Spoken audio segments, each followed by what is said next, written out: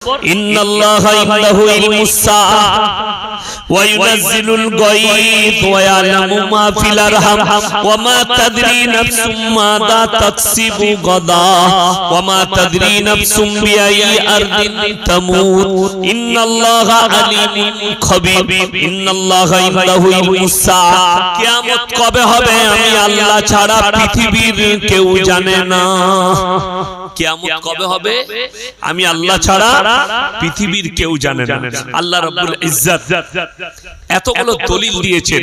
নবী মুহাম্মদ সাল্লাল্লাহু আলাইহি সাল্লামকে বেঈমান কাফেররা প্রশ্ন করেছে, যখন নবী কিয়ামতের আলামত শোনাচ্ছেন, আল্লাহর হুকুমে আল্লাহর আয়াত শোনাচ্ছেন, তারা প্রশ্ন করেছে ইয়াসআলু আইয়ানা ইয়াউমুল কিয়ামা, হে নবী কিয়ামতটা কবে হবে বলুন।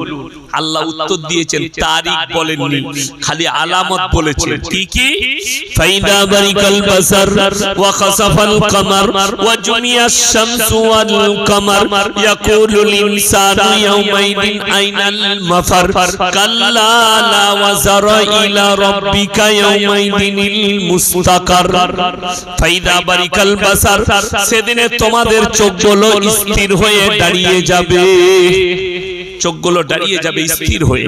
ওয়া খাসাফাল কামার, যেদিনে চন্দ্র আলোহীন হবে। ওয়া জুমিয়াশ শামসু ওয়াল কামার, যেদিনে চাঁদ আর সূর্যকে আমি মুখোমুখি সংঘর্ষ করাবো। আল্লাহ সব আলামতগুলো বলেছেন, কিন্তু তারিখ বলেননি। দিনটা কে জানে? কথা বলেন কে? আল্লাহ। আল্লাহ নবী পয়গম্বরদের কাছ থেকেও গোপন করেছে। ইন্নাল্লাহা ইনদাহু ইলমুস সাআহ ওয়া ইউনাজ্জিলুল গায়বা ওয়া ইয়ালামু মা ফিল আরহাম। মায়ের গর্ভে বেটা আছে না বিটি, বিকলাঙ্গ না কালো, খোড়া আছে না ভালো আছে, আমি আল্লাহ ছাড়া পৃথিবীর কেউ জানে না। এটা হচ্ছে কোরআন। আর 3 নম্বর, কার কোথায় মৃত্যু হবে, কত সময়ে মৃত্যু হবে, আমি আল্লাহ ছাড়া পৃথিবীর কেউ জানে না। কার কোথায় রুজি মেপেছি, কতটা মেপেছি, কেমন করে মেপেছি, আমি আল্লাহ ছাড়া পৃথিবীর কেউ জানে না। কোথায় কত মিলিমিটার বৃষ্টি বর্ষণ হবে, আমি আল্লাহ ছাড়া পৃথিবীর কেউ জানে না। এই 5টা জিনিসকে আমি আল্লাহ গোপন করেছি। সবাই নিয়ত করুন, শিরক থেকে সবাই বাঁচবো। জোরে বলুন ইনশাআল্লাহ। ভালো মন্দ, কল্যাণ অকল্যাণ সবের মালিক হচ্ছেন আল্লাহ। নামাজ সবাই পড়ি, সূরা ফাতিহা পড়েন না? পড়েন। আমার সঙ্গে পড়ুন তো, ইয়াকা নাবুদু ওয়া ইয়াকা নাস্তাইন। মানুষ ওয়াদা করে আল্লাহর কাছে, আল্লাহ তুমি ছাড়া কারো উপাসনা করি না, তুমি ছাড়া কারোর কাছে ভালো মন্দ চাই না। মানুষ আল্লাহর কাছে ওয়াদা করে, তারপরে ওয়াদা কি করে ভুলে যায়? একটা উদাহরণ দিচ্ছি। আপনি সকালবেলায় উঠে আপনার বিবি বলল যাও বিস্কুট কিনে নিয়ে এসো, মেহমান আছে, চা দেব। আপনি বাড়ি থেকে বেরিয়েছেন, বাড়ি থেকে বেরিয়ে রাস্তার উপরে আপনার চাচার দোকান, আপনি চাচার দোকানে মাল না কিনে অন্য পাড়ায় গিয়ে নরেনের দোকান থেকে মাল আনছেন। দুটো মানে দাঁড়াবে, হয় চাচার কাছে মাল নেই, না হলে চাচার সঙ্গে আপনার ঝামেলা আছে। ঠিক কি না? দুটোর মধ্যে একটা, হয় চাচার কাছে মাল শেষ, নাহলে চাচার সঙ্গে ঝামেলা। তো কেউ যদি আল্লাহকে বাদ দিয়ে রওজা, থানে, দরগায় ভালো মন্দ অন্য কারোর কাছে চাই, তো কোরআন বলছে যে শুনে নাও, তাহলে হয় আল্লাহর কাছে মাল ফুরিয়ে গেছে, নাহলে আল্লাহর সঙ্গে তোমার ঝামেলা আছে। তা নাহলে তুমি আল্লাহর কাছে চাই। এখন অনেকজন বলবে যে আমি অলির কবরে, অলির কবরে যেতে নিষেধ নাই তো? অবশ্যই যাবে। কবর জিয়ারত করা আর ভালো মন্দ চাওয়া দুটো পার্থক্য আছে। জিয়ারত করা কি সুন্নাত, জিয়ারত করা কি সুন্নাত। ভালো মন্দ চাওয়া কি শিরক, ভালো মন্দ চাওয়া যাবে না।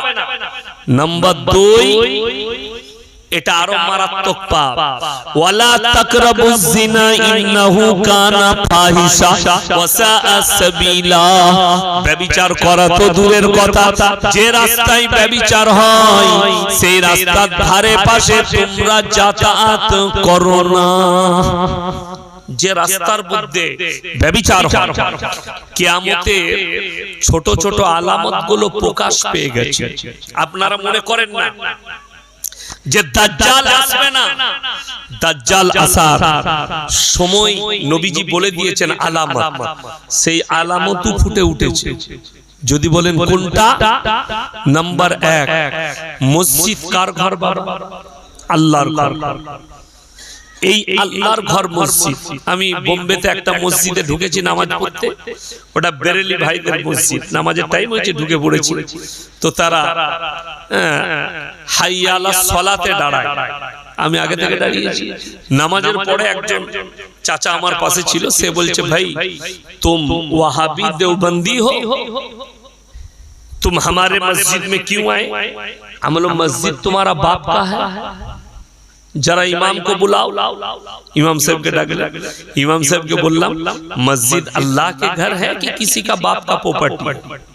तो तिनी बोलले नहीं हजरत, अल्लाह का घर है। कहां से तशरीफ लाए? हमने कलकत्ता से। अच्छा अच्छा अच्छा अच्छा। हम लोग ये तो कह रहा है कि हमारा मस्जिद है। बोले नहीं, गलत किया। अब तो ठीक। তিনি বললেন ভুল বলেছে, আমি চলে গেলাম। বড় কষ্ট লাগে, মসজিদ আল্লাহর ঘর। নবীজি বললেন যখন দেখতে পাবে এই আল্লাহর ঘরের ভেতরে সমাজের মানুষ দুনিয়াদারির কথা আলোচনা করছে, জানবে কিয়ামত কাছে এসেছে, কিয়ামতের আলামত। এখন জুম্মার দিনে ইমামের খুতবা চলে, আর ই এখন ব্যবসার গল্প লাগিয়েছে। ঠিক বললাম না ভুল বললাম? কিয়ামতের আলামত। নাম্বার 2, এটা অনেক জনের গায়ে চুলকুনি হয়ে যাবে বলে দিলে, কিন্তু বলতে হবে। নাম্বার 2 হচ্ছে নবীজি বললেন তোমরা বুঝতে পারবে কিয়ামত কাছে এসেছে যখন অশিক্ষিত মূর্খরা সমাজের নেতৃত্ব দিবে, আর শিক্ষিতরা চুপচাপ বসে দেখবে। এটা রাসূলের হাদিস, সহিহ হাদিস, স্পষ্ট। নাম্বার 3, রাস্তা ঘাটে গাধার মতো নারী পুরুষ জিনা করতে লেগে যাবে, মোবাইল খুলে দেখলেন। নাম্বার 4, পরকীয়া সমাজে বেড়ে যাবে। নাম্বার 5, নারীরা পোশাক পরবে তারপরও ন্যাংটো থাকবে। নাম্বার 6, হারাম আওলাদে পৃথিবীটা ভরে যাবে। নাম্বার 7, আরো মারাত্মক কি, তোমরা বুঝতে পারবে দাজ্জাল আসার সময় হয়ে গেছে যখন মুসলমানদের কাছে হারাম জিনিসগুলো হালাল হয়ে যাবে, অবৈধগুলো বৈধ হয়ে যাবে। আজকে তাকিয়ে দেখুন না, মুসলমান সুদ খায় বৈধ মনে করে, মুসলমান গাঁজা পান করে বৈধ মনে করে, গাঁজা বিক্রি করে বৈধ মনে করে, মুসলমান চুরি করে বৈধ মনে করে, মিথ্যা কথা বলে বৈধ মনে করে। রাসূলের হাদিস, নবীজি স্পষ্ট করলেন যে এইভাবে আস্তে আস্তে সব ফুটে উঠছে।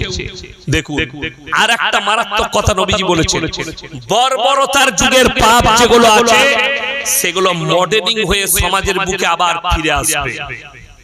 আপনাকে উদাহরণ দিয়ে বুঝাই, যারা শিক্ষিত লোক আছে, স্কুলে গেছে, master, doctor, MSc, BSc, BCom, যে আমার কচি কাচারা কলেজে পড়াশোনা করছো, যারা এমএ পাস, বিএ পাস, যারা এই ভর্তি হয়েছে কলেজে, স্কুলে পড়ছো, তারা কান খুলে শুনো, কিংবা মোবাইল থাকলে গুগলে সার্চ করুন। এমন একটা যুগ ছিল, ইতিহাসবিদরা ইতিহাস লিখেছে, মানুষ ন্যাংটো থাকতো। ঠিক কি না? ইতিহাসের পাতায় আছে প্রথম সভ্যতার নাম কি? মানুষ সভ্যতা পেল তখন তাদের পোশাক কি হলো? গাছের ছাল, গাছের পাতা আর প্রাণীর চামড়া। এটা প্রথম পোশাক, এটার নাম দিল সভ্যতা। তারপরে বলল মানুষ কাপড় পরতে শিখলো, শরীর ঢাকতে শিখলো, এটার নাম সভ্যতা। বড় ভাব ভেবে দেখবেন, আজ থেকে 50 বছর পেছিয়ে যান, আমার দাদিদের, মাদের গায়ে কাপড় থাকতো না, ছিঁড়া কাপড়, তারপরও তাদের শরীর কেউ দেখতে পাইনি। এখন এত দামি দামি কোম্পানি, তবে এই যারা উস্তাকার ভাই আছেন, কাপড় ফাপড় সেলাই করে, এদের একটা লাভ হয়েছে। যদি জিন্সের প্যান্টের বান্ডিল যদি রাখা থাকে আর ইন্দুরে যদি পাচার কাজটা কেটে দেয়, ডিজাইন বলে চালিয়ে দিবে, চলে ঠিক বললাম না ভুল বললাম? এখন তো সব ছিঁড়া ফাটাই মাল, ছিঁড়ে গেলেও মাল চলে যাচ্ছে বলে ডিজাইন, কোনো অসুবিধা নেই। রাসূলের হাদিস কত সত্য জানে যে বর্বরতার যুগের পার হলো, মডেলিং হয়ে আসবে। একটা যুগ ছিল মানুষ কাপড় পরতে জানতো না, মানুষ মধ্যখানের যুগে সভ্যতা খুঁজে পেল। রাসূল আকরাম সাল্লাল্লাহু আলাইহি সাল্লাম মা বোন ছিলেন, ঢাকতে শিখালেন। হাদিসে আছে নবীজি রাস্তা দিয়ে পেরিয়ে যাচ্ছেন, একজন মুশরিকের বিটি, কাফেরের বিটি, হাতেম তায়ের বিটি রাস্তা দিয়ে পেরিয়ে যাচ্ছে, মাথায় কাপড় নেই। নবীজি নিজের মাথার পাগড়িটা খুললেন, তার মাথাটা ঢেকে দিলেন। জোরে বলুন সুবহানাল্লাহ। সাহাবীরা বললেন ইয়া রাসূলুল্লাহ, এটা মুশরিকের বিটি। নবীজি ধমক দিলেন, হে আমার সাহাবীরা শোনো, আমি মেয়েদের মাথা ঢাকতে এসেছি, খুলতে আসিনি। জোরে বলুন সুবহানাল্লাহ। যারা আমার কচিকাচা মহিলা আছো, এখন শিক্ষিত নতুন নতুন, তারা বলছে মৌলবীরা পর্দার কথা বলছে। পর্দা কোথায় আছে কোরআনে? কোরআন বলছে ওয়াদরিব খুমুরিহিন্না আলা জুনুবিহিন, হে নারী তুমি পর্দা নির্ধারিত করো, তোমরা কোনোদিন ধর্ষিতা হবে না, কোনোদিন লাঞ্ছিত হবে না। আজকে মোবাইলে তাকিয়ে দেখুন, যে মেয়েটা যত বেশি ন্যাংটো সে তত বেশি ভাইরাল। এটা বর্বরতার যুগের পাপ। দিল্লির একজন অ্যাঙ্কার, টিভির অ্যাঙ্কার, নিজেকে মুসলমান দাবি করে, তার নাম হচ্ছে রুবিকা লিয়াকা। কিছুদিন আগে আপনার বিহারের মুখ্যমন্ত্রী একটা মেয়ের হিজাব টেনেছিল, ভালো মন্দ সে জানে, আলোচনা সমালোচনা অনেক হয়েছে, জানি না। তিনি কেউ বলেছে আপনি লড়কি কি তারা হ্যায়, পোতি কি তারা হ্যায়, কেউ বলেছে মজাক কিয়া, সেটা তার ব্যক্তিগত ব্যাপার, সে জবাব দিবে, তার নামে কেস হবে, বুঝে নেবে। এই মেয়েটা বলছে মুসলমান লড়কি को अगर पर्दा ही करनी थी तो अल्लाह ने दुनिया में पर्दा करके क्यों नहीं भेजे। এইটাকে দেখছি অনেক শিক্ষিত মেয়ে সাপোর্ট করছে। এই যখন এই ভাষা বললো তখন আমি বুঝতে পারলাম এই গোবর আর মুখটা একটু বেশি খেয়েছে। কেন? আমার প্রশ্ন, अल्लाह अगर पर्दा करके अल्लाह को भेजनी थी, अल्लाह ने पर्दा करके नहीं भेजा तो पर्दा नहीं करनी है, तो रूबिका लियाकत जी, अल्लाह ने तो पूरे दुनिया के मर्द और औरत को नंगा भेजा। मायर कोल থেকে ন্যাংটো জন্ম নিয়েছেন না কাপড় পরে ন্যাংটো, तो तुम तो नंगी आई थी अपनी माँ के कोख से, कपड़ा क्यों पहन रही है, नंगी घूमो, दिल्ली वालों को बड़ा मजा आएगा। কাপড় কেন পরছো? যারা বলছে মুসলিম মেয়েদিকে আল্লাহ পর্দা করে কেন পাঠায়নি, তাকে জিজ্ঞেস করুন যে তুমি যখন দুনিয়াতে জন্ম নিয়েছো ন্যাংটো, কাপড় পরছো কেন? সে বলবে কাপড় পরাটা সভ্যতা। তার কানে ধরে তাকে বলো মেয়েদের শরীর ঢাকাটার নাম হচ্ছে সভ্যতা, মেয়েদিকে ঢেকে দেওয়ার নাম হচ্ছে মানবতা, মেয়েদিকে আড়াল করার নাম হচ্ছে ইজ্জত। যারা আমাদেরকে দোষারোপ করছে, এই মৌলবীরা কি দিয়েছে? মাদ্রাসা, মসজিদ, দাড়ি, টুপি, নামাজ, রোজা। শিক্ষিত মহিলা যারা আছেন, শিক্ষিত যুবক যারা আছেন, আমরা নামাজ রোজা সব দিয়েছি। ইসলাম কি দিয়েছে? আল্লাহর কসম, ইসলাম দুনিয়া এবং পরকাল দুটোই আপনাকে দিয়েছে। জোরে বলুন সুবহানাল্লাহ। আমি এতক্ষণ বক্তব্য দিলাম, এখন একবারও বললাম যে আপনার ছেলেকে ডাক্তার করা যাবে না, কথা বলে, আপনার মেয়েকে ডাক্তার করা যাবে না, আপনার ছেলেকে স্কুলে পড়াবেন না, আপনার মেয়েকে স্কুলে পড়াবেন না, এই শব্দ একবারও বলিনি। আমি আবার বলছি, আপনার ছেলেকে ডাক্তার করুন, মাস্টার করুন, প্রফেসর করুন, ইঞ্জিনিয়ার করুন, আইপিএস করুন, যত পদ আছে সব নিয়ে নে। আল্লাহর কসম করে বলছি, যদি তার মধ্যে দিন না থাকে, আমার আল্লাহর কাছে কোনো মূল্য নেই। দিন থাকা জরুরি, সে যেই হোক আর যত বড়ই পদের অধিকারী হোক, দিন কম্পালসারি। ডাক্তার হয়ে যান না, আলহামদুলিল্লাহ, কোনো ব্যাপার না। আপনারা দেখলেন একটা হাফিজে কোরআন আইপিএস হায়দ্রাবাদে অফিসার, হাফিজে কোরআন, কে মানা করেছে? অবশ্যই হবে। কেন? বরঞ্চ আরো ভালো, সে হারাম হালালের বিচার করতে পারবে। আমার বন্ধুগণ, আমার ভাই, যারা বলছেন যে দুনিয়া দিয়েছে এরা খালি পরকাল দেখাচ্ছে, না, আমরা দুনিয়াও দিয়েছি। একটা মৌলবি কোনোদিন বায়ান করেনি। আমার আগে ইমাম সাহেব বললেন, উনি বলেছেন যে মসজিদে ঢুকে গেলে আর বের হবি না, বলেন, আর জীবনে বলবেও না, আর আমরা বলবো না। কেন? এটা তো কোরআন বিরোধী কথা যে মসজিদে ঢুকে যাও আর বেরোনোর দরকার নাই। কেন দরকার আছে? আমরা বলি না, আল্লাহ নিজে কোরআনে বলেছেন, বলি সুবহানাল্লাহ। কি বলেছেন? ইয়া আইয়ুহাল্লাযীনা আমানু ইযা নুদিয়া লিস-সালাতি মিন ইয়াউমিল জুমআ ফাসাউ ইলা যিকরিল্লাহি ওয়া যারুল বাই যালিকুম খায়রুল লাকুম ইন কুনতুম তা'লামুন।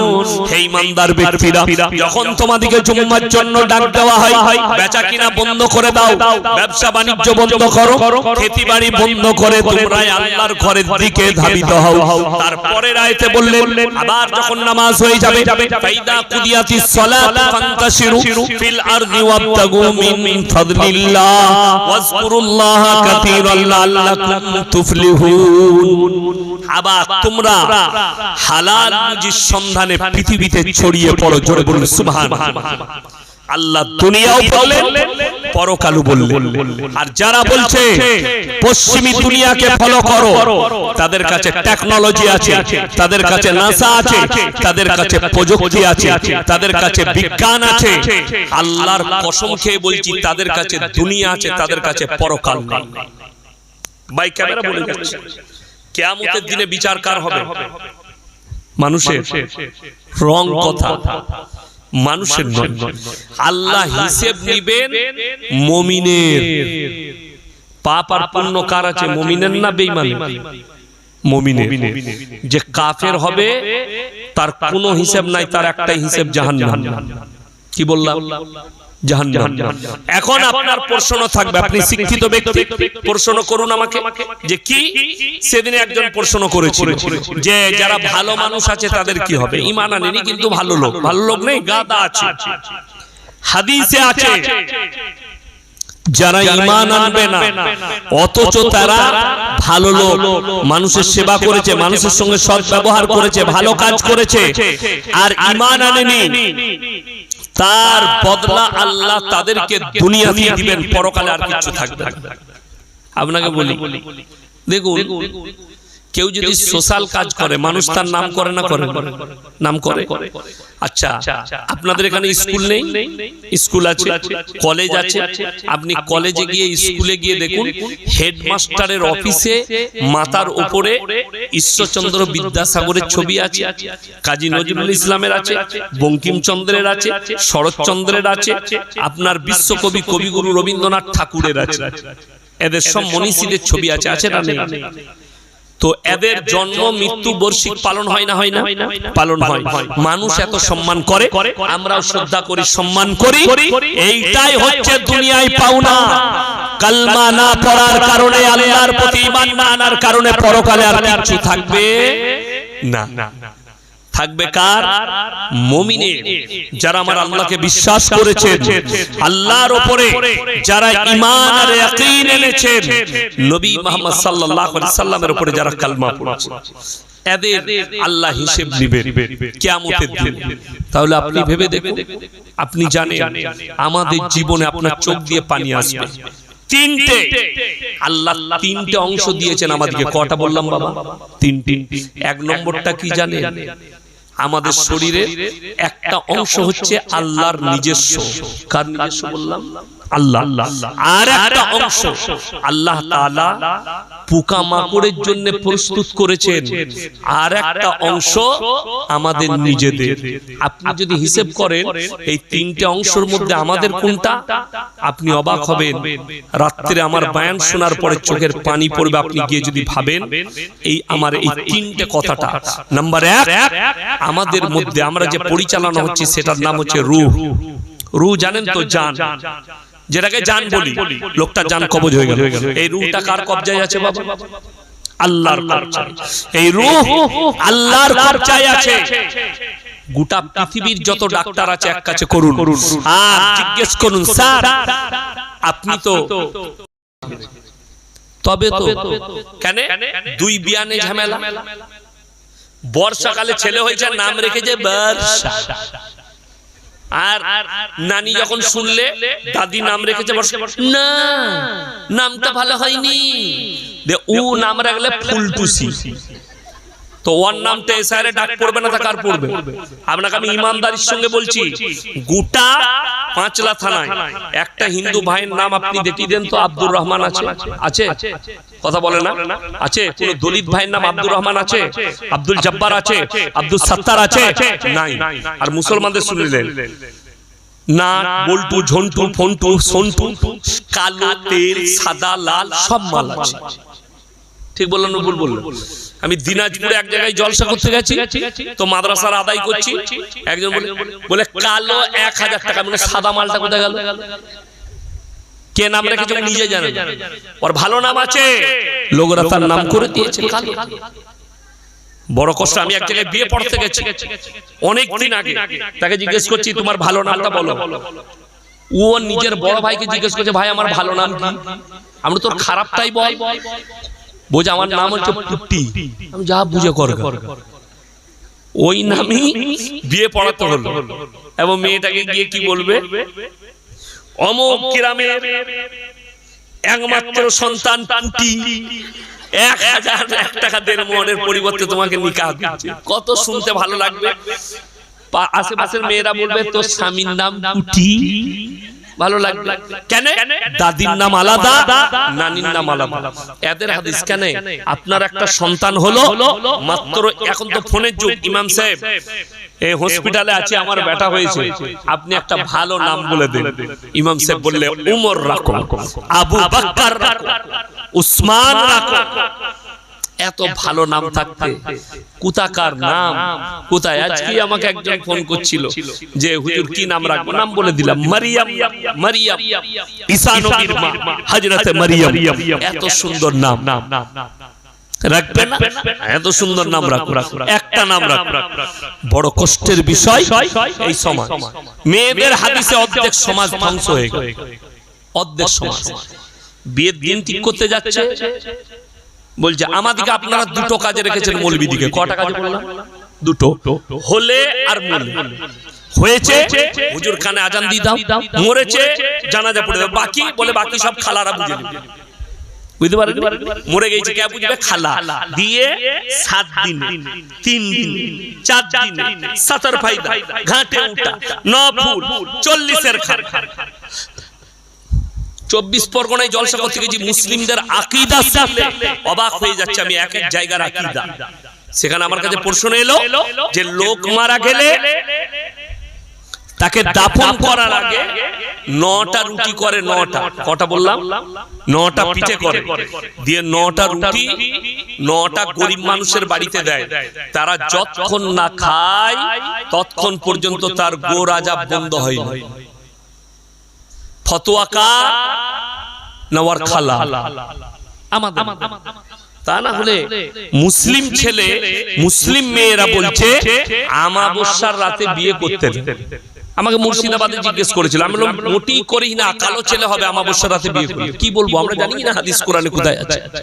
আমরা তো জানি আল্লাহর কাছে সব তিনটা সমান। ওই জন্য খুব সাবধান। ছেলে হচ্ছে না বলে কোনো ব্যাপার নয়, হুজুরের কাছে চলো, হুজুরের তাবিজে ছিল। এই ইমাম সাহেবের বেতন 10,000 টাকা, আর আপনার গ্রামে একজন উস্তাকার আছে, সে মাসে 1 লাখ টাকা ইনকাম করে। কার ইনকামটা বেশি, উস্তাকারের না ইমামের? উস্তাকারের ইনকাম বেশি। এখন তিনি এসে ইমামকে বলছে হুজুর ব্যবসাটা 1 মাসে একটু ডাউন যাচ্ছে, একটা বরকতের তাবিজ দেন তো। তাবিজটা হুজুরের দরকার না তার দরকার? কথা বলে না? হুজুরের দরকার, তার নয়। কেন? হুজুরের 10,000 আর তার 1 লাখ, তাহলে বরকতটা তো হুজুর আগে পাবে। যদি আমাদের তাবিজে বরকত তো বুকাত পুরা গরিবতী সার মৌলবীরা বড় লোক হতো। খেপা বলছে হুজুর ছেলে হচ্ছে না, তাবিজ দাও। আমাদের তাবিজে ছেলে হলে পঞ্চায়েত গুলো আমাদেরই দখলে হতো। 4টা করে বিয়ে করা যায় যাচ্ছে না? না আছে, 4টা বিয়ে করতাম, বছরে একটা করে ছেলে, 10 বছরে 10টা, 4 মাসে 40টা। লাঠির জোর আমার, পঞ্চায়েত আমার, যা বুঝে করে। কিন্তু সমাজকে কে বুঝাবে? তাবিজে ছেলে হয় না, আল্লাহর কাছে চাইতে হয়। কার কাছে বললাম? আল্লাহর কাছে। আল্লাহ তুমি কল্যাণ অকল্যাণের মালিক। এই গাড়িতে আসছিলাম, আমার একজন বন্ধু ফোন করেছিলেন, ব্যাঙ্গালোরে থাকে, আপনাদের হাওড়া জেলাতেই বাড়ি। বললে হুজুর ডাক্তারে বলেছিল তোমার স্ত্রীর আর বাচ্চা হবে না। আমি আল্লাহর উপরে ভরসা রেখেছিলাম। 8 বছর পরে আল্লাহ আমাকে একটা মেয়ে দান করেছে, বলুন সুবহানাল্লাহ। আমার আব্বাজির যখন বিয়ে হয়েছিল 9 বছর পরে, 9 বছর বাচ্চা হয়নি, তারপরে আমার বড় বোন জন্ম নিয়েছে। তারপরে আমরা পরপর 6টা ভাই, 6টা, 2টো বোন, 4 ভাই আমরা পরপর। আল্লাহ দিলেই হবে, আল্লাহর কাছে চাইতে। আর আমি আপনাকে হাওড়ায় দেখিয়ে দেবো, কলকাতায় দেখিয়ে দেবো, শিয়ালদায় দেখিয়ে দেবো, 100টা হারামখোর তাবিজ লিখছে, বলছে আমার তাবিজে বেটা ছেলে হয়। খোঁজ নিয়ে দেখুন হারামখোরের একটা বেটা। আমাদের তাবিজে বেটা ছেলে হলে ইয়াসিন সাহেবের কি করে 2টো মেয়ে হলো? আমার তো সব বেটাই হতো না।